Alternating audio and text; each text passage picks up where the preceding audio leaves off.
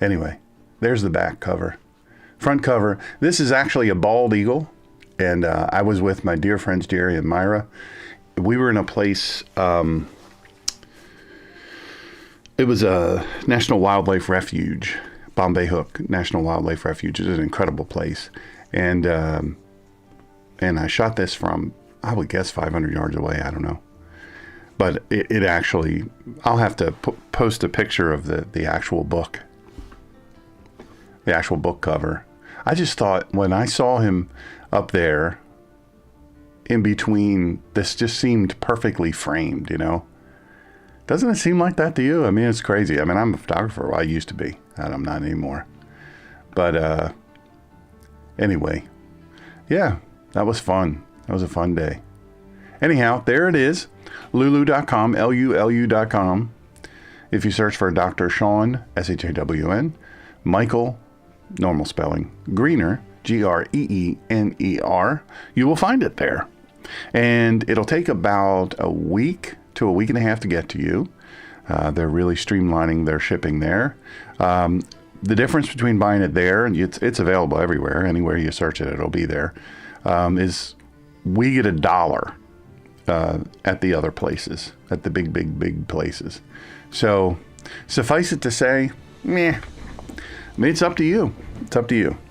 But the ministry gets $1, and I put everything that's made off of it back into the ministry. So pay for all this stuff. So far, you know, we haven't made a ton of money. We've made a little bit of money, but we're nowhere close to what we've invested in it. So I'll tell you, I love when you guys have questions. I really, really do. I love it. It means a lot to me that you will take the time to type up questions. What I would love, a lot of you have asked, you know, I don't have money. How can I help the channel? Well, one of the ways that you can help the channel is if you have a question, this is what I suggest you do. Number one, first of all, subscribe. It's free. Click on the little bell. It's also free. The little bell, what that does is that gives you the ability to have all the notifications. Then, I think, you know, if you like it, if you don't like it, I don't want you to lie with your like. The little thumbs up means you like it. And that would be cool if you would do that.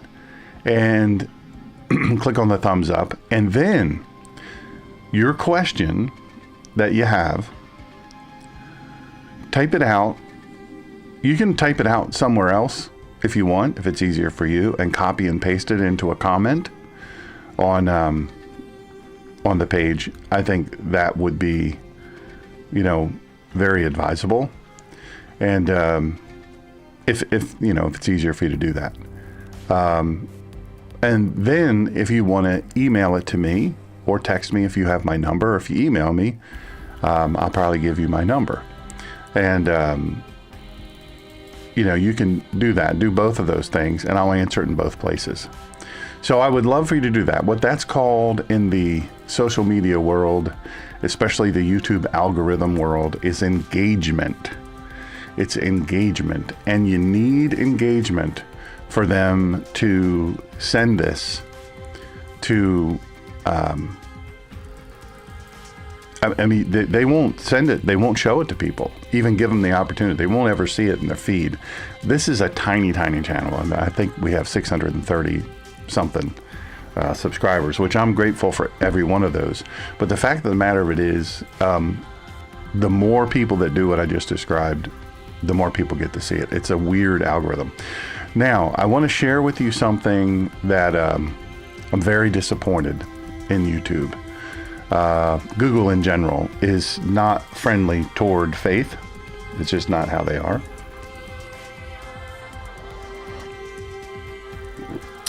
We've all hoped that they would get better, but doesn't seem in my case. Maybe something I'm doing wrong, but I've been trying to invest. I set a goal this month of $200 over and above what all the costs are for all the subscriptions that you have to have and all this stuff. I set a goal for a $200 marketing budget, which is nothing. Some of these big channels, they have $20,000 budgets. In my case, I'm pretty sure I filled everything out the way it's supposed to be filled out. I don't know. However, I got a notice this morning saying my ad was rejected because, and basically what I was trying to do is promote episode 8, what does his prayer, the Lord's Prayer, what does that mean? I thought that'd be a good episode to try to promote because I think it would bless people, help people seeking faith, seeking to understand faith, all of these things. I was trying to do that. And I don't, I'm not a marketer, so I don't know what the right thing to do is, but I followed all the directions and typed everything out. And it was rejected because it's religious. So that's a bummer. Faux show, that's a bummer. But what can I do? So I'm going to revisit it this afternoon and just see what's what. It is what it is. So while I'm thinking of it, hello to our Twitch audience. I don't understand Twitch, but my friends Martin and Martzel, they understand it. And so they said, hey, you got to be on Twitch. And so all of our shows stream to Twitch. And I appreciate them. I really do. I really, really do. I don't understand it, but I appreciate it. So I wanted to share that with you about Google, because Google owns YouTube. I don't know if you know that. Some people don't know that. I didn't connect the two. Probably when I first got started, I was like, why is Google asking me for information on my YouTube channel? And then I learned that Google owns YouTube. Anywho, so yeah, I'm bummed out. I had finally bit the bullet. I saved up and I said, okay, here we go. We're going to do this ad. And it said that it could potentially show the channel to between 4,000 and 9,400 people. And I thought, well, that's good. That's better than I'm getting now. People at least see it, and maybe they'll sign up. Maybe they won't. I don't know. I just don't know. But then it got rejected because it was religion. And that's a super, super bummer. Super, super bummer. So anyhow, today's episode, I've been very excited to deliver it to you because the origin of it, I really, really appreciate. Samantha is a longtime listener. She's a lovely, lovely person, hard worker, gets after it every day. And yet she makes the time, as all of you do, to watch the channel. And I really, really appreciate it. I can't tell you how much I appreciate it. I know I say it every time, but I say it because it's true. If it wasn't true, I wouldn't say it. Anyway, all that said to say, Samantha asked an incredible question. And also, by the way, this is bonus. I thought of this last night. And Roger, if you're listening, which he usually listens on playback, but if you're listening, I answer, or I addressed that thing that we did an email, but I didn't get your permission to share what you wrote verbatim. So I'm going to kind of go around that a little bit and answer things without giving up personal information till I would have. Roger's a very cerebral guy. You should see the things he writes. I'd love to interview him about the loss of his daughter on this channel. It's just incredible what he writes, his journey. I'd actually love to write a book on grief with him, but he's really, really brilliant man, and he suffered incredible loss, and he's powered his way through faith and the loss, the grief, the suffering, all of these things. It's just incredible. So I answered that at the end, but I'm going to share something else with you now. If I look haggard, well, it's true. It's true. Samantha says, thank you so much, Dr. Shawn. Those were such kind words. It's true. The truth doesn't always have to hurt, folks. It doesn't always have to hurt. Some of you who follow me on Facebook may have seen this fellow that I did this post that, I mean, air quotes, went viral. I don't know, that's such a stupid saying. But I did this post. There's this lady, Michelle Bishop. She's a believer. She and her family are believers. They're amazing people. They're they're get after it, small business owners, her and her husband.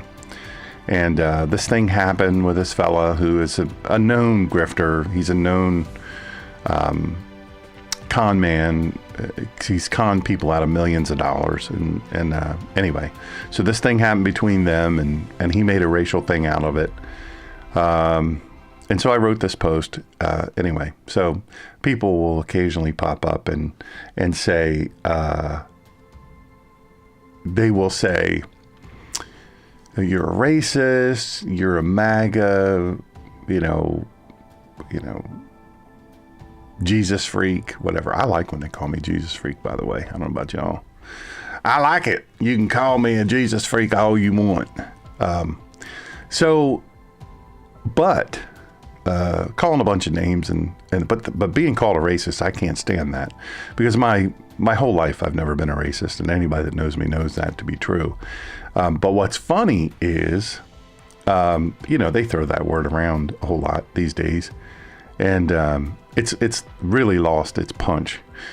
Speaking of punch, I don't tolerate it. And I always call them out. I say, hey, keyboard commando, let's see if you'll say that to my face, because I may be infirmed, but I'm not out of the game yet. And I've been down some real rough roads, and I have some skills, and I'll still use them. And I don't tolerate it. I just don't tolerate it. Anyway, so that's what he called me. So if he pops up because he follows me, that's the weird thing. I think I remember telling you guys, I had an actual radio show called The Collision, God and Country, The Collision of Faith and Politics.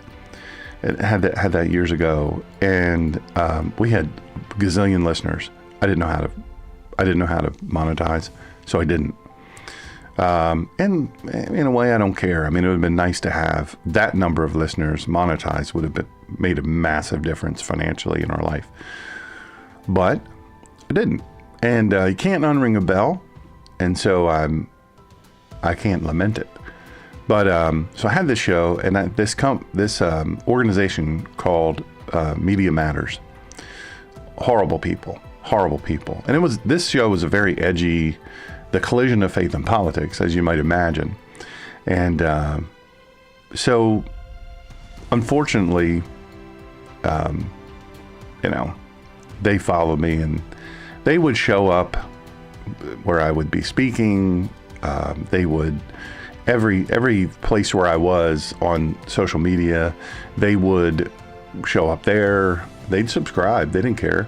They'd subscribe, and then they would just pow, pow, pow, pow, pow. Well, one time, several times, but one particular time, someone made physical threats against me. And obviously I reported to law enforcement, and because I used to be one. And then, but then they continued, and law enforcement didn't do anything. So I have some resources that I still am okay with using, and I just I don't know. I'm not one to shrink away. I think bullies and punks. I think I was never the police officer that you spit on. Oh, that's a bad idea. Spitting on me is a bad idea. Oh my. And back then, you spit on a police officer, that's assault. And you would regret it. I was one that was not going to let that slide. And so anyway, it didn't happen very often with me. But all that being said, I just, in my career, my past, I'm not one to take, I'll take some stuff. I have a long fuse, but some stuff I won't take at all. And being called a racist is, sometimes I'll laugh them off if they're stupid. If they're just dumb people, I will laugh them off. But one particular time, this guy making threats against me and my family and all that stuff. Well, I have resources, and I was able to find out exactly where he lives, and All of his very, very personal, private information, going very deep. And I paid him a visit. And I influenced him after he peed his pants, literally, at his mother's front door. Grown man. In his, he was 41. And just disheveled and smelly and just like you would imagine. And I explained to him the value in thinking before he lets his fingers fly over a keyboard, and especially when he threatens people. I just don't stand it. And I think bullies bully because nobody stands up to them. And I say this all the time, and this is, you do what you want. Your view may vary.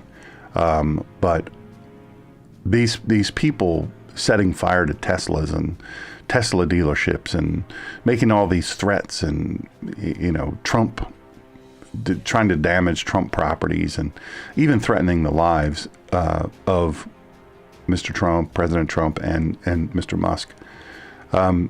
No. There needs to be hundreds of thousands of us, even more, standing up and standing in between and saying, no, not today. Not today. So here it is. Here's the question. I've got to get off that topic. It'll just get me mad. I have to tell you, when Samantha sent me this question, I started to talk about why I was so tired. Sorry about that. I jumped off of that. It just popped in my head. You were talking about being so tired. Well, I'm so tired because I wrote a song. I've been writing a song for about 2.5 weeks. Just something, it just kept nicking at my mind and this particular topic. And finally last night, I just got some inspiration or whatever to kind of complete it. I don't know if it's a song or a poem, but more like a song, like a soulful ballad, but with some victory to it. Anyway, I'm going to share that with you. It's real rough. I barely edited it.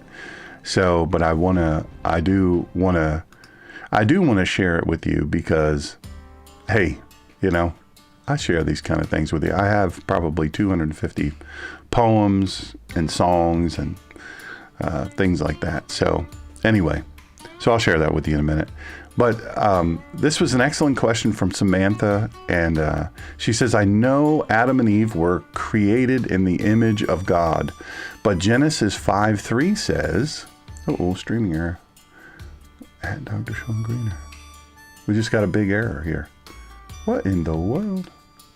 X dropped off. Boy, you just never can tell about these technology. I pick up one and I lose another. I know Adam and Eve were created in the image of God, but Genesis 5:3 says, and Adam lived 130 years and begot a son in his own likeness after his image and named him Seth. So I take this to mean that Adam and Eve were created as perfect beings, parentheses, that had free will. But when sin entered and they fell, then everyone after that was made in Adam's image, a fallen image. So are we, fallen beings, still created in the image of God, or are we now made in the image of Adam until we get our glorified bodies in the end? How about that question, right? That's a good one. Truth be told, that's a good one. I really, really like it. So anyway, I like the question. I think it was good, and I'm sure you do too. So anyway, I finished this song. We're going to get to that in a second. I finished a song last night, and it's rough. I'm going to share it with you, and you can laugh at me if you want. I'd like to read to you the lyrics draft, because maybe this is kind of what... Hold on. Jarva, I love me some coffee. I like to drink it right well. Mm-hmm. So, anyway, in comments, who was that? Who was I doing an imitation of? I like them French fried potatoes. Mm-hmm. Anyway, maybe you or someone you love can relate to this. It's rough. I'm not gonna lie to you, it's rough. Rough as in topical, rough as in I haven't refined it. But I thought about some folks, how hard it must be, right? Just to live. Some folks,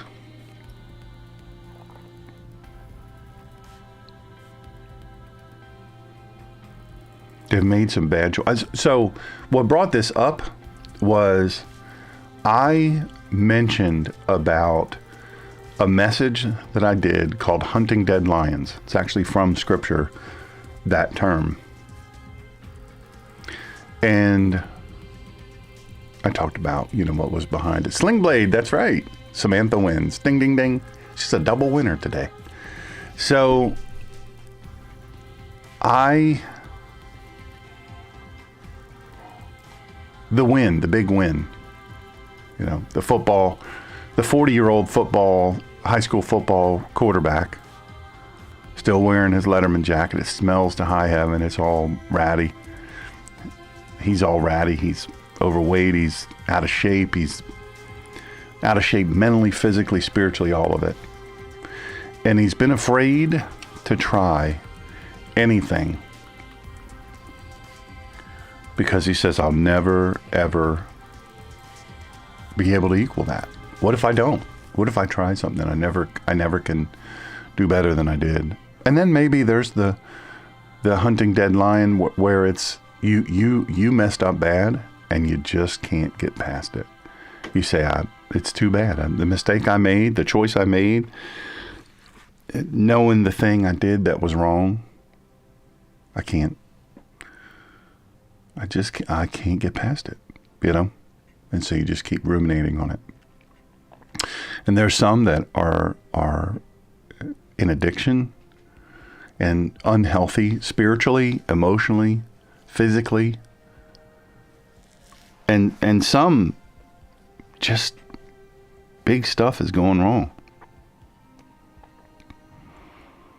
And they just can't climb out of it. Maybe that's you. Maybe it's your family member. Good morning, Lynette. Maybe they took their own life. Maybe they gave up on themselves. They just felt like, I can't do it. I can't go on. Maybe you know somebody like that. I don't know if you do or you don't. You know if you do or you don't. But the name of this is my working title, God Never Quit on Me.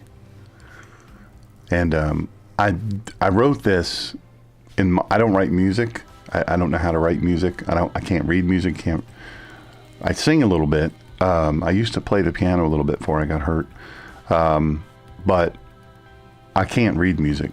And so I have the idea of the melody and all that I want, but I can't do it myself. So here goes. Might as well. The wind was tundra cold. The night was stark black. I was sitting on the bridge's rail, just leaning back. 1,000 bad memories running wild in my head. Every heartbreak, every trial. I whispered prayers I thought no one would hear. I felt like my soul was drowning in fear. With a mountain of dreams all torn apart, I was holding my breath at the edge of my heart. But then I saw a man walking down the street, shoulders low but steady on his feet. I knew his face from way back when. He once had nothing, but he refused to bend. Maybe his dream wasn't just handed down. Maybe he built it from falling and standing his ground. While I was quitting, he kept pushing through, turning his pain into something brand new. And I heard a voice deep inside of me. Son, I never quit on you, so don't quit on me. I climbed down from that railing slow, feet on the stone. I was a heart once shattered. Now I felt less alone. The dawn was breaking, gold across the eastern sky. And for the first time in years, I understood why. I straightened my back. I wiped my face dry. That mountain of failures, I learned to climb. 'Cause mercy still breathes and grace still flows. And now I've got life, and I refuse to let go. I remembered that man working hard day after day. He kept the fire going even when the embers decayed. If he could rise when the world said no, then maybe I too could find my own way to go. I was once the lightning strike, wild, fierce, and fast, burning bright but never meant to last, flashing through lives leaving acrid smoke behind, running from hope like I'd lost my mind. But now I know there's the better way, to shine on with purpose and steady each day. From lightning flash to a steady glow, I'm not just a destructive fire.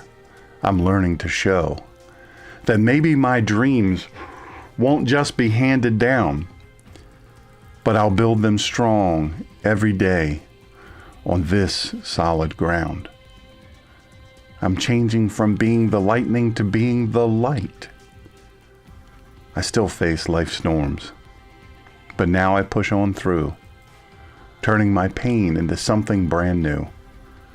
And that voice keeps whispering softly and tenderly, "Son, I never quit on you, so don't quit on me." I won't quit on this fight inside. I won't lay down until I still can rise. God held on when I let go, and now it's my turn to start walking home. Maybe my dream won't just be handed down, but I'll build it strong on this solid ground. I'll face life's storms. I'll push on through, turning my pain into something brand new. And listening to that voice that keeps whispering softly and tenderly, "Son, I never quit on you, so don't quit on me." Well, the nights are still cold, but I've found that warm flame. My life isn't over. Now it's just changed. With every step now, His love I see, because my God never quits on me. Father, I thank you for this venue. I thank you for these people listening both live now and those who will listen later on, whatever and wherever they're listening. I thank you for them. I thank you that you've given us your word and you've given us curiosity about your word. I thank you that you care enough about us to give us this word, and I pray that I would do it justice in the answering of this question. Thank you for this dear listener, both of them, who have asked questions that I'll share today. I pray that the folks listening will be blessed, that they'll be lifted. I ask that you forgive me of my sins so that my prayers might be heard. In the name of your matchless Son, Yeshua, my Redeemer and my friend. Amen. Samantha asked, image of God or image of man? She says, "Hey, Dr. Shawn, excited for tonight's show." I love hearing that, by the way. Not sure I'll catch it live, but I'll definitely watch the playback Monday at work. I just listened to part 1 from a few days ago, and I have a question. I know Adam and Eve were created in the image of God, but Genesis 5:3 says, "And Adam lived 130 years, and he begot a son in his own likeness after his image, and named him Seth." So I take this to mean that Adam and Eve were created as perfect beings that had free will. But when sin entered and they fell, then everyone after that was made in Adam's image, a fallen image. So are we, fallen beings, still created in the image of God, or are we now made in the image of Adam until we get our glorified bodies in the end? If this is touched on in part 2, please let me know. I'll be watching that first thing Monday when I get to work, and I cannot wait. Well, I'll say to the audience, Samantha, what I said to you. Your question is excellent. It's an excellent question. It gets to the heart of identity, sin, and redemption. And to answer this biblically, we need to examine some passages. Genesis 1, 26 through 27, Genesis 5:3. And then we need to look at the Hebrew language and cultural context. Now, the original image of God, Zelim Elohim. Zelim Elohim. So, Genesis 1, 26, 27 states thus. Then God said, let us make humankind in our image, in the likeness of ourselves, and let them rule over the fish in the sea, and the birds in the air, and the animals, and over all the earth, and over every crawling creature that crawls on the earth. So God created humankind in his own image. In the image of God, he created him. Male and female, he created them. Right? The word of the Lord. Thanks be to God.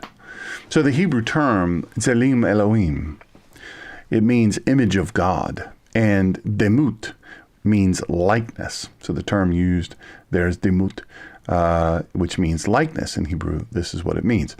So the terms don't necessarily imply physical resemblance. And it's important that we understand this distinction because Hebrew and Aramaic are what's referred to as dynamic and phenomenal languages because depending on how the words are used, it can represent different things. So when we say image and likeness, these terms like Zelim Elohim, image of God, and Demut, likeness, they don't necessarily imply physical resemblance. Hey, we look like this. And people say, well, God, we look like God. God looks like us. Slow down, slam dancer. Maybe not, right? We don't know. We'll find out, though. These terms, it's more about function here where this is being used and the way it's being used is more about function, character, and representation. Wow, that's something, isn't it? Function here. The function, character, and representation. You know, in ancient Near Eastern culture, to be made in someone's image was to be their representative or their reflection. So Adam and Eve, as God's imagers, were meant to reflect his moral, relational, and ruling attributes on earth. But then there's a shift. There's a shift in Genesis 5:3, the image of Adam versus the image of God. And it's so cool that Samantha studies, and I love when people do this, because I like this. I like finding stuff like this. There was a shift, and Samantha picked up on it. Genesis 5:3, this is complete Jewish Bible. After Adam lived 130 years, he fathered a son in his own image, in his own likeness, after his image, and he named him Shet, which is Seth in Hebrew. Shet, S-H-E-T, transliterated. So let me read this again. After Adam lived 130 years, he fathered a son in his own likeness after his image, and he named him Shet, or Seth. Now, notice the shift. Instead of being described as in God's image, Seth is in Adam's image and likeness. So what happened? Sin entered the world. Genesis 3, if you want to read about that, Genesis 3. And Adam and Eve experienced spiritual death and separation from God. They still, we have to be fair about this. They still retained aspects of the divine image, but now their nature was corrupted. So Zelim Elohim is not lost, but fractured. Image of God. It's not lost. It's fractured. And I'll tell you, the more I think about some stuff, I ponder on some things here and there. It's as though the image is marred, like a broken mirror. I'll give you an example. This is probably too much information, but I shave in the shower. You can see I don't shave much because I have a beard, but I shave in the shower, and I have this little mirror that is supposedly, you can't fog it and all this stuff. Well, that's a load. Everything I've ever tried, non-fog mirror. Pff. Anyway, this thing is junk, but I still have it, and it's not all the way ruined. But the mirror material on the back of the thing is starting to, the image is not clear. It's not complete. It still reflects. I mean, I can still shave, but it's imperfect, right? It reflects imperfectly. And that's an example here of a marred image, like a broken mirror. It still reflects, but imperfectly. Now, in Hebraic thought, human beings were still capable of reflecting God's image, but sin now distorts that ability. Good morning, Miss Joyce. So, the heart of the question, are we born in Adam's image or are we born in God's? So, Shaul, or the Apostle Paul, helps clarify this in 1 Corinthians 15, 48 through 49, by the way. President Trump one time was quoted as saying 2 Corinthians. He was quoting a scripture, reading a scripture during a speech that he was giving, and he said 2 Corinthians. And he got made fun of by ungodly people who don't have any faith at all. They weren't faith people. They were just, who says that? It's stupid. They're so stupid. The president's dumb. Well, actually, if you go back into certain times, many centuries ago, that is how they said it. 1 Corinthians or 2 Corinthians. 1 Timothy or 2 Timothy. Because they were different letters. So he wasn't as wrong as people made him out to be. And I thought, well, stupid, make fun of people. They're not even Bible people. They're not even Christians. They're not followers of the way. They're just trying to poke fun, dig at the guy. Anyway, 1 Corinthians or 1 Corinthians 15, 48 through 49, people born of dust are like the man of dust, and people born from heaven are like the man from heaven. And just as we have borne, it's time for a deep breath. I want you to take a deep breath. I almost went over that too fast. And just as we have borne the image of the man of dust, so also we will bear the image of the man from heaven. Oh. People born of dust are like the man of dust, and people born from heaven are like the man from heaven. And just as we have borne the image of the man of dust, so also we will bear the image of the man from heaven. Have you ever heard such a beautiful thing? So beautifully and artfully presented. Paul was good with words, and he also got it. So this verse reinforces that we inherit the fallen nature of Adam, but through Yeshua, Jesus, the perfect Tselem Elohim, the image of God, we are restored. So Romans 8:29 reads that believers are being conformed to the image of the Son. That means while we are born into Adam's broken likeness through salvation and sanctification, the good news, God is restoring us back to his true image. Thanks be to God. He didn't have to do it, but he did it. I'm thankful. I don't know about you. I hope you are. I hope you're thankful. I hope that it influences you to hear that. While we were born into Adam's broken likeness, through salvation and sanctification, God's restoring us back into his true image. Restoring, not restored, restoring day by day. Day by day. Little by little, inch by inch, life is a cinch. But then we have the Hebraic perspective, because that's important. Imaging is a function. It's not just a status.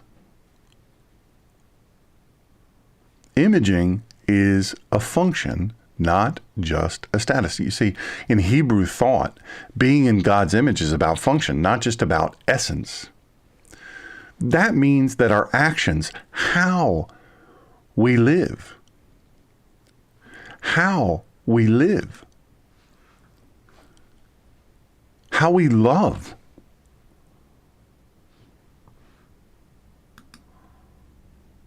it all matters.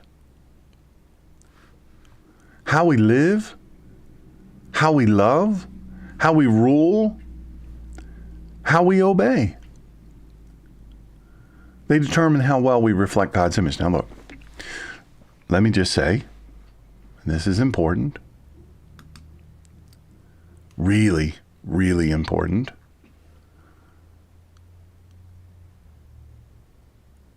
Our actions matter. They're in the postmodern Western evangelical church. There's this mistaken, misguided. I don't know what I would call it. Hard to say what I would call it, I guess. I can't think of it. But there's this wrongness in the postmodern Western evangelical church that says, you know what?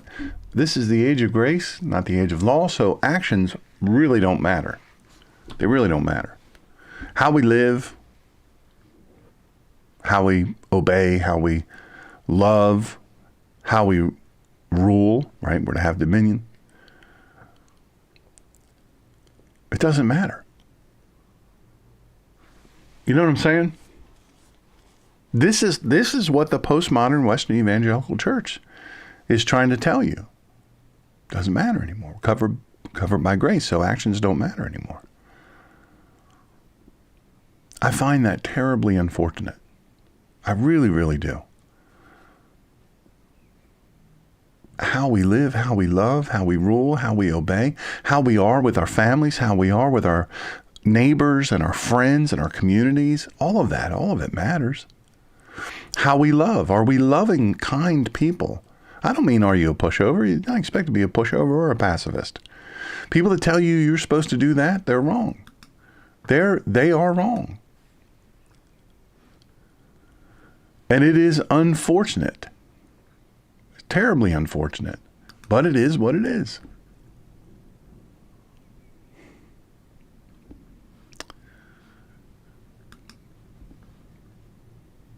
We find ourselves sometimes, like in the song I wrote. If you missed that, go back and listen to it. It's nothing incredible, but it's rough. I'm just kind of working on it. Like in that song, that person is on the bridge. They're sitting on the rail of the bridge, right? They're going to jump off that bridge. Now, look, I've dived at people as they were trying to jump off the bridge to their death. Sometimes successfully and sometimes not.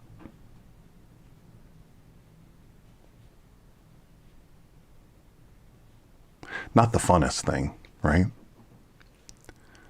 But the person in my song, they've lacked perspective. They've lacked clarity.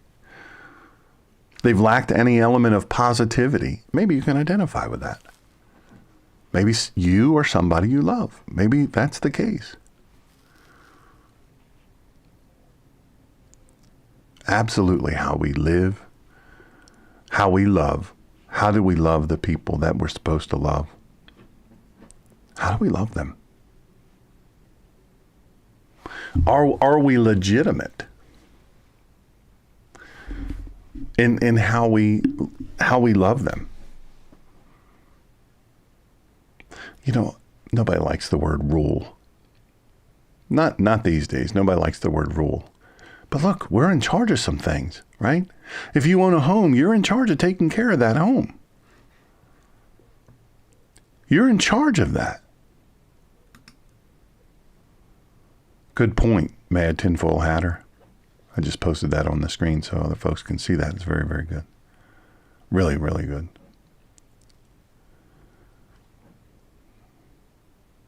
You have a home, you're in charge of it. You have an automobile, you're in charge of taking care of it.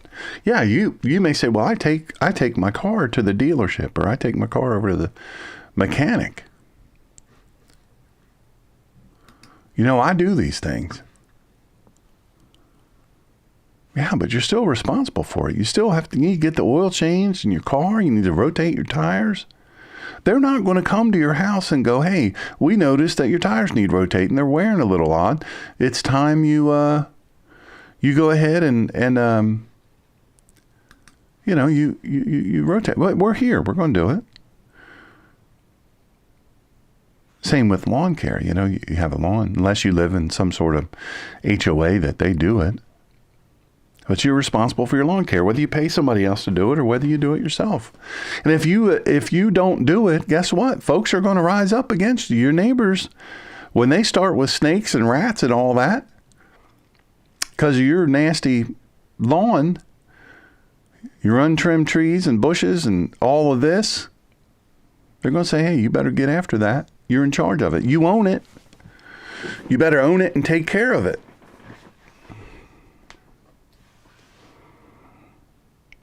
We rule stuff, right? You rule your own body. Now, what happened to me isn't my fault. I wasn't doing anything wrong. A guy driving, a 19-year-old driving in a way that no one should ever drive, killed his supposed friend, killed me. I came back to life for some reason. God had other plans, I guess. And he gave to me a life of terrible and increasing pain and increasing dysfunction and financial struggle, physical struggle, emotional struggle, all of these things. I mean, I didn't choose that. He didn't have rule over his discipline. He didn't have rule. And the person in the song, the way I'm imagining it, the person on that bridge ledge or the railing of the bridge, he was abdicating control and responsibility and discipline. Nobody likes discipline. I love the song, Trust and Obey. Trust and obey, for there's no other way to be happy in Jesus but to trust and obey. You got to trust and you got to obey. And the things he says to obey, you got to do. I'm as guilty as anybody else, if not more. When we don't do what we're directed to do, the smart thing to do in our basic lives, right? If you allow yourself to become an alcoholic, you allow yourself to become a drug addict, then that's going to make the path harder. If you constantly are making excuses, if you're constantly quitting, giving up on yourself when it gets hard, giving up on your family, if you have a family that you're responsible to take care of, you do all those things. Man, oh man, you failed to execute and exert rule over your own life. I gained weight for myriad reasons. My own fault. It's nobody else's fault. Yeah, it made it a lot harder when I was in this crash and, I couldn't do a lot of things. But I can do something. And I tell you what I can do. I can control that fork going to my mouth. So I own the need to lose weight. I own that. That's on me. That's not on anybody else, right? And, your thing may be something different. I don't know what your thing is. But then obey. Live, love, rule, and obey. Man, I know we don't like that. We don't like it. In the modern world, we don't like the term, especially the postmodern Western evangelical church. You listen to praise a lot of, now I was jamming out. Let me just tell you this. Literally 26 seconds before I pressed the go live button, Charity Gale I was in full on worship listening to her. And I have a whole playlist, of her stuff and similar, and Selah and similar, and David Phelps and similar, and Gaither Vocal Band and similar, and so many. I mean, there's such great options. But the point I'm making is some worship songs now are, they're silly. They're silly. It's all about me. Broken. I'm so broken. Why am I so broken? And searching for feelings, the feeling of, the charlatans, the pulpit pimps. Oh, I feel the presence of the Lord in the house tonight. And the Lord is telling you, dig deep in that pocket as a seed of faith, I talk about that in my book, True Word Faith for Life with Dr. Shawn Michael Greener. True Word Faith for Life, means what it says. It's why this program is called True Word Faith for Life, right? It's for life every day. Every day you've got to exert control. You've got to exert some rule over your own body if you want to be healthy. Look, some of us, things happen to us, not our fault, but we still have to do what we need to do, what we know is reasonable to do to care for ourselves, to help ourselves to be better. They say when you know better, you do better, right? A little bit of a silly saying, because there are lots of people that know better that don't do better. Be in the police world for 10 minutes. Ride in a police car. I remember I had an anti-police activist ride with me, was assigned to me. She applied. She wanted to be, she was really anti-police long before defund the police was a thing. And I said, ride with a police officer one time. Go through one tour. You'll learn better. You'll be like, my lands. Right? Well, she did. She signed all the waivers. She did all the stuff. She signed all the waivers, and she came along for a tour. Within an hour and 20 minutes, she was begging to go back. She was begging, take me to home. I do not want to be out on these streets. People are acting a fool. They're dangerous. They're crazy. They're disrespectful. They're their own worst enemy. What I thought isn't.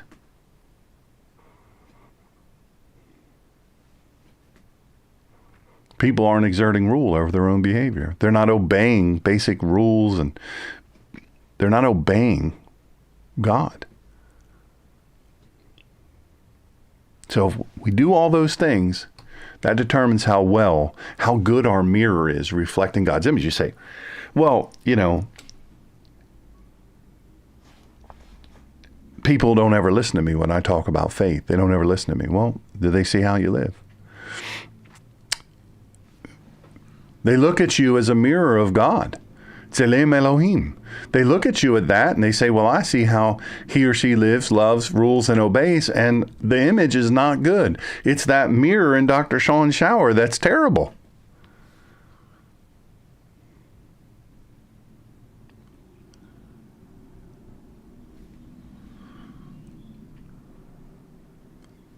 Man, tinfoil hatter's right. Sometimes folks just can't get out of their own way. They're their own worst enemy. But you see, even in our fallen state, we're still image bearers.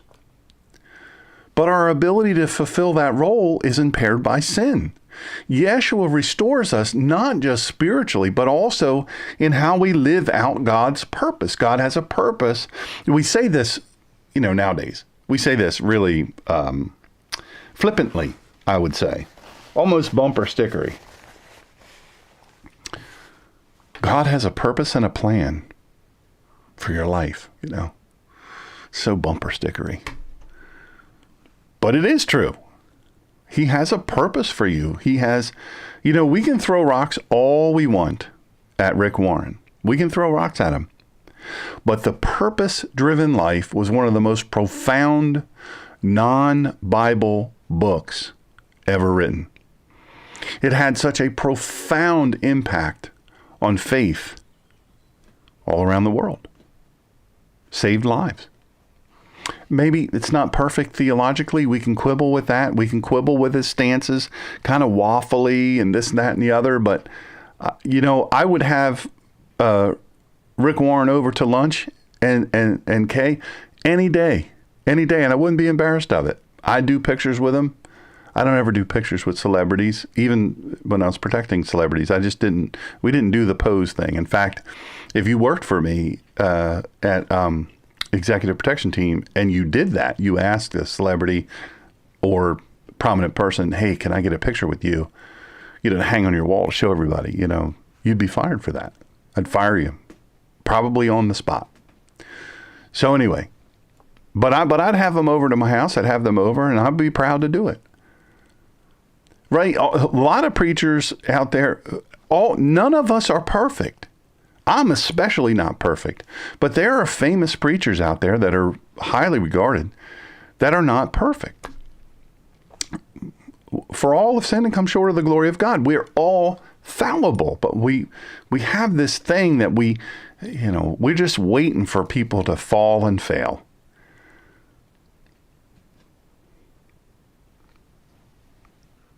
I don't know where you are in that. But I know this. Yeshua restores us not just spiritually, but also in how we live out God's purposes.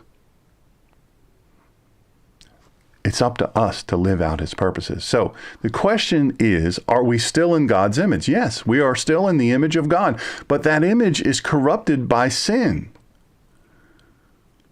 Are you listening? We are born in Adam's likeness. We're fallen.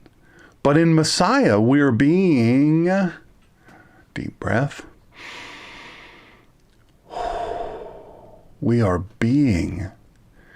In Messiah, we are being transformed back to the true Tzelem Elohim, the image of God. Full restoration happens when we receive glorified bodies. Samantha asked about that, and that's in Philippians 3:21. But even now, we're called to reflect God's image as best as we can through Yeshua. I say as best as we can because, listen, folks, there is nothing easy. The man I wrote about, sitting on that railing, feet over the edge, sure death down below. And he's leaning back against that bridge thing that's coming up and the bridge structure, and he's leaning back. And he's just waiting to go. He's just waiting to go. I'm done with this. I'm done with this life. I'm tired of failing. I'm tired of letting everybody down. I'm tired of letting myself down. I'm tired of letting everybody down. Life is too hard. It's just harder on me than it is anybody else. So I'm just going to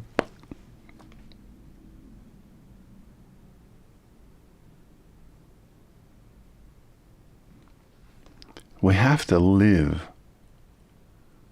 as best as we can through Yeshua. There are lots of preachers who will tell you that that's easy. Just trust in God. It's easy. Here's the problem. It ain't easy. People that tell you, oh, salvation is easy. Salvation is easy. It's just all about, praying this prayer. I always follow that up with, but the life afterward ain't so easy. It is not so easy, folks. The closer you get to God, the more the enemy will try to tear you down. So Genesis 5:3, it doesn't mean we lost God's image. It means we inherited a marred version of it. But through Yeshua, we are actively being reshaped into his perfect image until the day of final restoration. And there ain't nothing easy about it. We have a big role there. Samantha, great question. Thank you so much for taking the time to type it out. I really appreciate it. So Roger, I told you about Roger in the beginning of the broadcast. If you joined us in the middle of the broadcast, go back and listen to the beginning. It's worth it. I forgot to ask Roger if I could, his question, not really question, but his writing is incredible. It's so cerebral. By the way, somebody asked me the other day, why, I must have shown my hands, why are your fingers different? This got cut off when I was, I think, 5 years old in a door. Cut right off. Anyway, yeah, it was nasty. It was terrible. Anyway, so Roger asked a question about, or made a statement about our days are numbered. So he so eloquently said this really beautiful thing, which if I get his permission, I'll put it in the comments. So I said to him, great writing and thoughtful representation of your perspective. It's thought-provoking and aligns in some ways with Dr. Skip Moen's approach to biblical interpretation, which often challenges traditional theological assumptions by examining Hebrew language, culture, and historical context. So let's break it down. The Lord gives and the Lord takes away. Questions surrounded suffering and Job and all of this, and you'll kind of pick up on it as I go here. This, I don't have long left. This isn't long. So I say to Roger, you correctly identify this as Job's response to his suffering, not necessarily a doctrinal statement about God's character, but in Hebrew thought context is everything. In Hebrew thought, context is everything. Job 1:21 is descriptive, not prescriptive, right? So don't miss the Lord gives and the Lord takes away.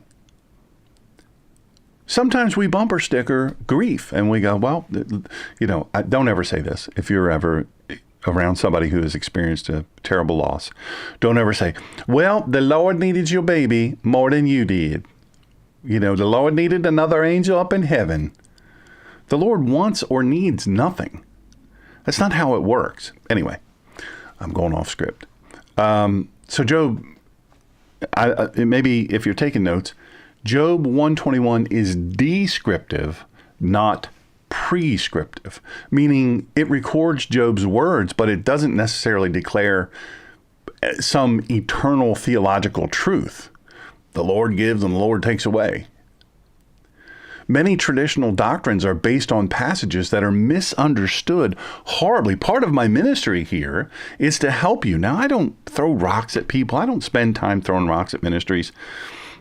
If somebody asks me, what do I think of this ministry? And I know a fair bit about them, I'll give them my perspective. And, you do you, boo. People have free will. They do what they want to do. Anyway, and people have opinions and perspectives about me and my ministry. Oh, I know him. I knew him when he was, 10, or I knew him when he was in the military, or I knew him when he was post-military, or I knew him when he was a police officer. I knew him when he was a business owner. You know what I mean? You could look at any part of my life and go, not that guy. No. But what does Yeshua tell his disciples?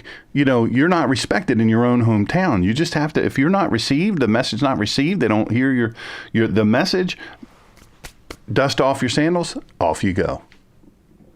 And that's kind of what you have to do.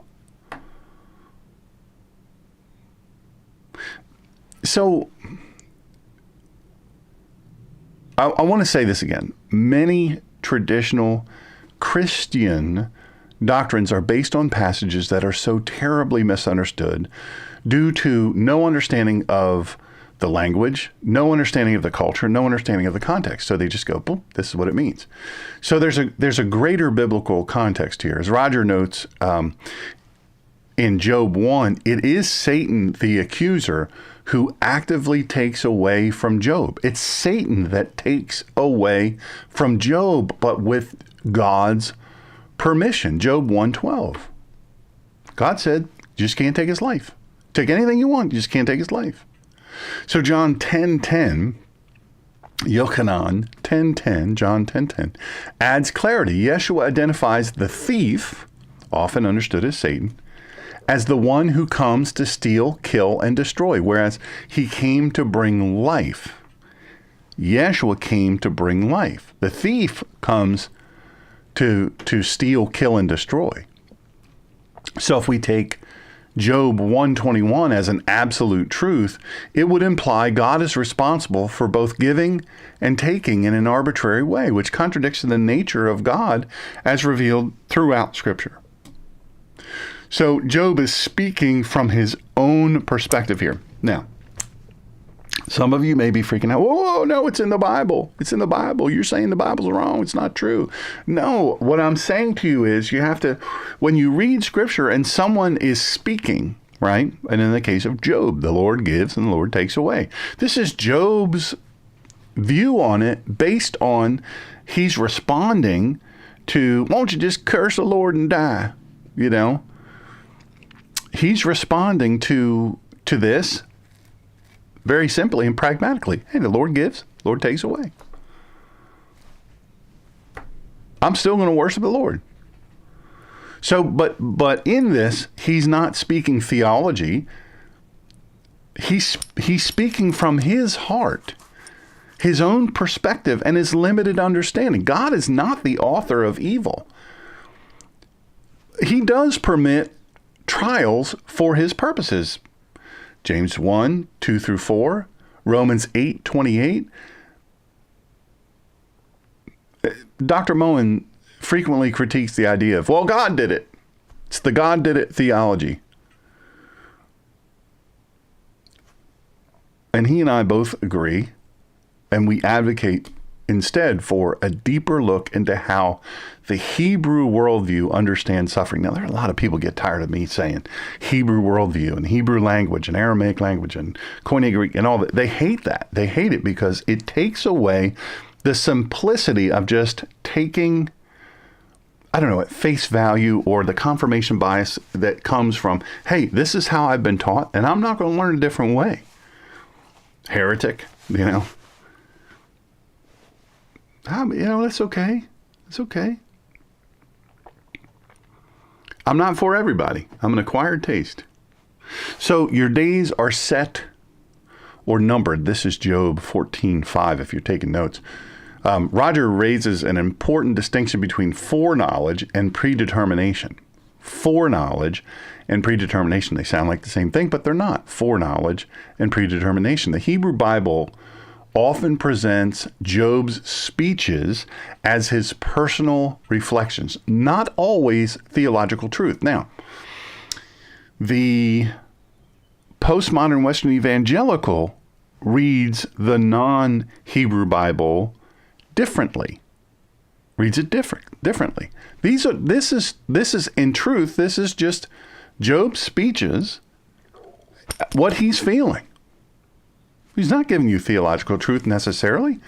Yes, we can learn a lot from it, but this is not speaking for God. Job's statements should be weighed in the light of God's ultimate response in Job 38-42, where he rebukes Job for speaking beyond his understanding.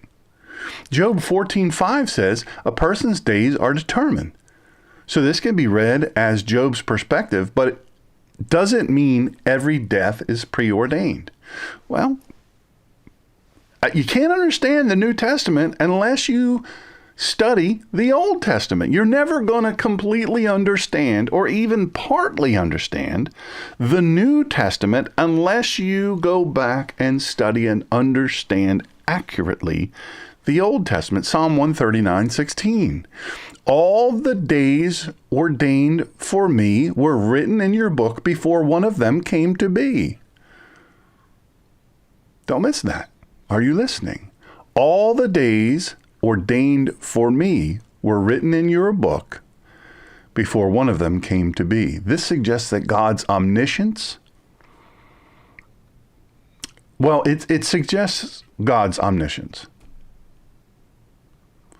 but it doesn't necessarily mean that he predetermines the exact moment of death.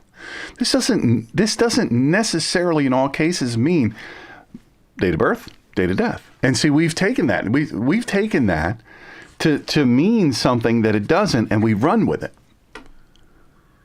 But Hebrew thought, and remember, these are Jews. These are Jews in heaven. These people that are being talked about, because they're in heaven, because God made a covenant with his people. Don't get it twisted. These are Jews. They're still Jews.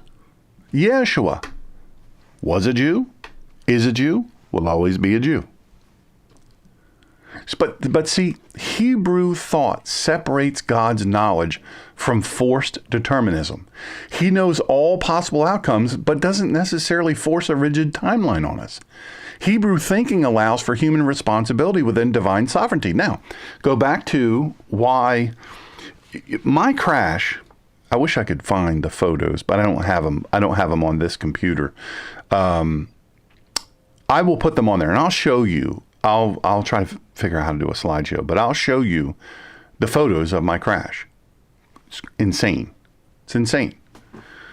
All of the engineers, all of the safety engineers, all of the metallurgical engineers, all of the physics that were studied of my car, they said that the occupants of this vehicle did not survive.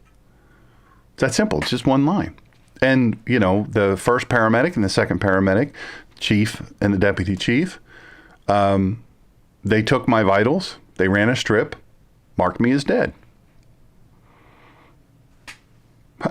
What can I tell you? I didn't know it for 2 years. I didn't know that. My family didn't know. We found out, you know, through a completely obscure way that we could have never predicted that I had died. We didn't read it in any of the reports. So what do I know? Then we found that out. We were a little bit surprised because it seemed funny to me when I came to, my first recollection is, wow, this hurts. This is some serious pain. I thought for sure I was going to die. I wasn't sure if I was dead, but I figured if I'm dead, I'm not going to be in pain, and I'm for sure in pain. So I was shattered, you know, just shattered. My body was a mangled mess. I was trapped in this little tiny spine was like this, and neck was crunched down, jaw was, I hit the steering wheel and it was popped out and back, busted a bunch of teeth, broke my nose, thoracic damage, heart damage, you know, it was gross. It was all gross. So I did what I did, you know, when I came to, I prayed a prayer of contrition, because I figured with all the training I've had and all the experience I've had, if I couldn't avoid this crash, that means it was a high-speed, head-on crash. And it's likely I'm going to die. And then I prayed for the people in the other vehicle. I said, you know, this was clearly a high-speed crash. This is bad. And probably somebody or everybody in that other vehicle died. So I prayed for them. And then I prayed a prayer of thanksgiving that my dog wasn't in the car, my dear Buckeye. None of my family was in the car. You know, because they would have been killed, for sure. And the fellow, it took him 40 minutes to cut me out of the car. They had to cut the whole left side of the car off. And the fellow, one of the paramedics that was putting me in the ambulance, he said, well, the big guy upstairs has plans for you. And I hate when they call him that. I hate any of the colloquialisms for, it really reduces. It's just a lack of, I think, reverence. If you haven't listened to it, episode 8, 2 episodes ago, where I talk about the Lord's Prayer and I explain what it really means, that you might really enjoy that. And it'll be revelatory for you. But anyway, point is, it's free. Everything there is free. Anyway, so he made that statement. And he's not finished with you yet. He's got plans for you. The big man upstairs has got plans for you, whatever. And I said, you know, God's got a plan. I don't know how I said it. And I don't know if he really could understand it, because once I realized how jacked up my face was, you're like, why didn't they fix it? I know. So I said to him, God has a plan for all of us. It's up to us to live it, right? To make that choice. The guy on the bridge I talk about on the phone, God had a phone song. God has a plan and a purpose for his life. He's got a plan and a purpose for all of ours. Thank you. Thank you, Tinfoil Hatter. I appreciate that. So there's human responsibility within divine sovereignty, right? Deuteronomy 30:19 through 20, choose life, right? Suggests that we have a role in the length of our days, right? I have a role in the length of my days. People go, well, I'm going to eat what I want, and I'm going to drink what I want, and I'm going to smoke what I want, and I don't like to exercise, so I'm not going to exercise. I'm just going to do what I want to do. Because my days are numbered anyway. Lord knows the beginning and the end. Well, sorry, wrong. You can absolutely exert control. Well, tomorrow I could get hit by a bus. What a way to live, right? Just abdicating all responsibility. Hey, it's your body. Hey, you want to do that? It's up to you. But I'm sorry to tell you that is not theologically accurate. It's not godly. It's not how we're to live. I'm just as guilty. We have a role, Deuteronomy 30:19 through 20. We have a role to the extent possible in our longevity. Now, sometimes genetics. Mama Max, she died in her before she was 60 years old, and she ate incredibly. She was slender. She always took good care of herself. She never took a drink, never smoked. She always was, relatively fit. And she died of cancer. Sometimes it's a genetics thing. Who knows? There's things that can happen. But bottom line is, Proverbs also speaks of wisdom leading to longer life. Proverbs 3:1 through 2.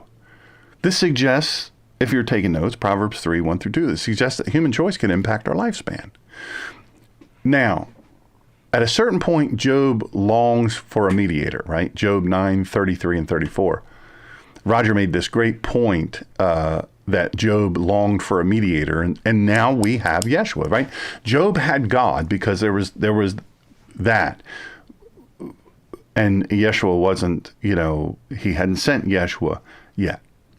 So this is consistent with biblical theology. It's supported by 1 Timothy 2:5. For there is one God and one mediator between God and mankind, the man, Christ Jesus.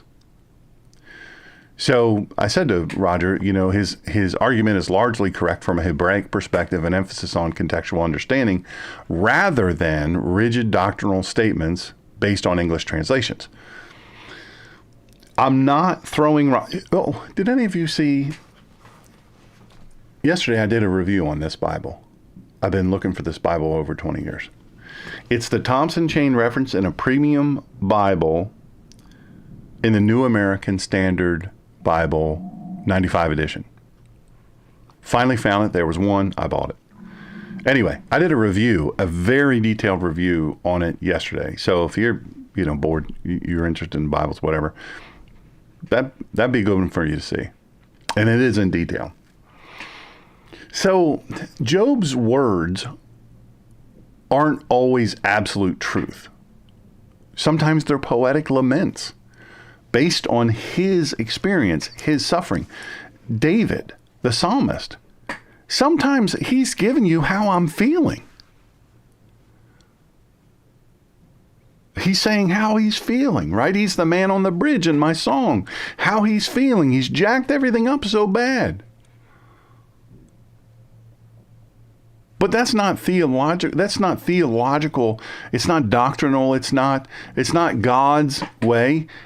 The Scripture is relating how he was feeling. It doesn't mean that's how it is. Are you listening? Am I making any sense here?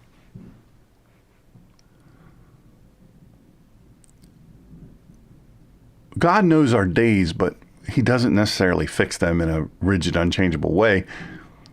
his foreknowledge doesn't equate to fatalistic determinism. And that's a term that I try not to use very much on this channel. I try to make things and keep things as simple as I can, but sometimes it's not simple. Fatalistic determination is that thing that, well, you're going to be born on this day. The Lord knows you're going to be born on this day, and he knows you're going to die on this day, and you're going to be this old. Well, okay, don't have any responsibility.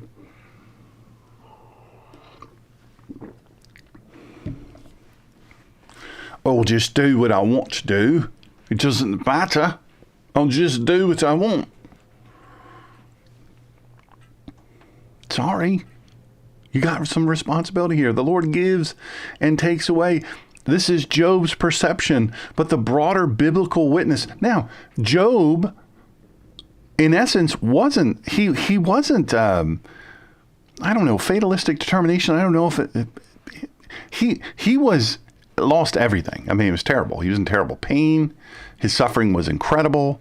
His grief was incredible. It was just crushing. All of these things were real. But he wasn't turning away from God. Even still, that's the lesson to learn here. Not the Lord gives and the Lord takes away. It's a poetic lament. Do you see what I'm saying? Am I making any sense here? God allows suffering, absolutely, but he's not the direct cause of evil.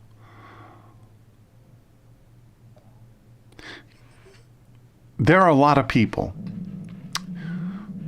struggling with grief and trying to reconcile God's sovereignty with human suffering.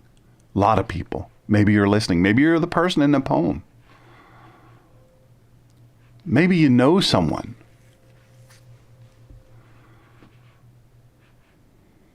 You know what's funny? Mad tinfoil hatter. Boy, you spoke some truth there. You could study your whole life and still have more to learn about our Lord, Solomon. Fear God and keep his commandments. Boy, that's the truth. It's the truth. And you know, there are so many people. They're struggling. They're trying to figure it out. They're in terrible grief. And they're trying to reconcile, God, are you really in control? Do you really want good for me?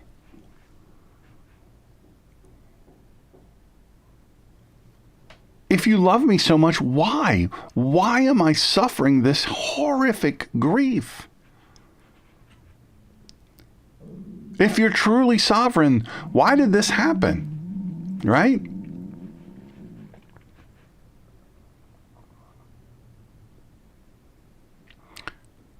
I believe very firmly that this discussion, this particular one, could really help believers move beyond a simplistic and potentially harmful interpretation of Job. I so appreciate Roger taking the time. I mean, it was really, really beautifully written. He sends me stuff periodically, and it's just fantastic. I just think, wow, boy, isn't that something? And Samantha, I appreciate your question. Linda sent me a question yesterday. I put it in comments from yesterday's show, the one on Thompson Chain Reference, NASB 95. It's a Bible review. And if you look in the comments, the question was excellent, and it was really, really good. It was really, really good. And so, but I encourage everybody, put your comments first in there on the YouTube channel. And then you can send them to me, copy and paste them, send them to me, and I'll answer them in both places. Unless you say, hey, look, I don't know if I'm not 100% sure I would like people to know that I've asked this question, or maybe I don't mind if you share the question with people and the answer, but please don't put my name in it. You can include all that. smgreener@gmail.com. It's up there at the top. where it says True Word Faith for Life with Dr. Shawn. Thank you for listening. No, it's not on there. I lied. It's on the bottom. Please subscribe and share. Contact Shawn at smgreener@gmail.com. Again, send them to me, but also put them in comments if I could encourage you in any way to do that, because it helps the channel and it helps other people. That I think is a huge thing. Anyway, thank you so much for joining today. I know this has been, how long has this been? 1 hour and 28 minutes. By the time I finish blabbering, it'll be an hour and 30. Samantha, you are so welcome. Samantha says, thank you so much for answering, Dr. Shawn. It's appreciated more than you know. God bless you and this ministry. Thank you so much. Very, very kind of you. I have to tell you, I absolutely love questions, and I love answering them and helping folks. So for me, you've blessed me, not for nothing. So thank you. So I'd encourage you to go and listen to the other episodes, the book review, the Bible review, the most recent one I did yesterday at 3. It's under the live tab. It's also under, by the way, I don't know if I've ever explained this. You're very, very welcome, Mad Tinfoil Hatter. You're very, very welcome. And I don't know if I've mentioned this clearly, but under the video tab, you will see essentially the same thing. At a certain point, there will be a pop-up on there that looks the same as under the live tab. Under the videos tab, it'll be slightly different. And you think, well, which one am I going to click on? Well, if you want audio only, now this is not right away because it takes a while. I have to process it and post it, and then it goes out to all the places. And then those places copy over to the True Word Faith for Life with Dr. Shawn YouTube channel. So you can listen to your podcast there if you want. But if you listen on iTunes, iHeartRadio, Spotify, 34 different places, if you could just click on like or subscribe or follow or whatever the thing is, I would love that. And if you listen to the podcast on the True Word Faith for Life with Dr. Shawn, click on like. Click on like. It doesn't cost you anything to do it. If you like it. If you hate it, I don't know why you follow me or listen, but just click on like. It's easy peasy. Thumbs up. And click on all notifications and the little bell. And that would be awesome. So I appreciate it. Appreciate y'all listening. I look forward to Friday. I will tell you Friday, Friday's going to be something now. Woo! It's going to be something. By the way, speaking of questions, I did get a question from a listener and dear friend just last night, I think, on something I've answered many, many times in other places and when I taught in Bible college. So how long did it take for the Israelites to cross the Red Sea? How many were there? All that. I've researched it and I've created an answer to it. I sent him the answer. I'm going to share that with you at some point. We'll make that into a podcast, but not just yet, because I have several other things rip-roaring and ready to go. And I'm so eager. I'm so ridiculously eager. Let's see here. Friday, 28 March at 6. Now, this is going to be 6 p.m. Let me correct that before I make another mistake. 6 p.m. on Friday. That's our next podcast, unless we do some impromptu thing. This is going to be episode 1, The Conflicts and Harmonies of the Gospel. The conflicts and harmonies of the gospel, right? Well, Bible's not true because in Matthew it says this one thing about this story, and then over here in Luke it says this other thing, or John says, and then Luke says something different, and then blah, blah, blah, blah, blah, blah, blah. I'm going to explain all of it in detail. So Friday is the introduction. Are the Gospels contradictory or complementary? Can't wait to start that. Let me just tell you. I'm so excited. So that's 6 p.m., Dr. Shawn. 6 p.m. And, I'd look forward to seeing you. Tell your friends, share, click on like, subscribe, all that. And look, I appreciate you listening. You could be doing a million things right now, but you're listening, and I love that, and I appreciate it. I really, really do. And so thank you very much. And if you have ideas for shows, I don't ever run out of ideas. But if you say, hey, you know what I've been really wondering about? Or, this would be a great topic. email me, smgreener@gmail.com. If you have my phone number, send it to me via text, and we'll get after it. Why not? God bless you. Shalom, shalom. Shalom alaikum. Thank you for joining.